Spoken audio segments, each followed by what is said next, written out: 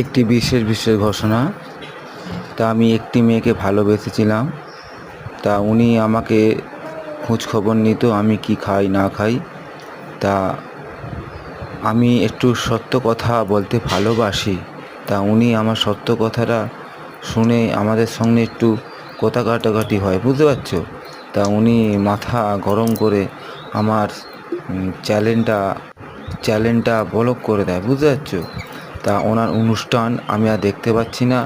আমি যে video copy ছাড়ছি আমার অনুষ্ঠান উনি দেখতে পাচ্ছে না। ইতিমধ্যে আমি তো মেয়েটাকে প্রচুর ভালোবেসে ফেলেছি।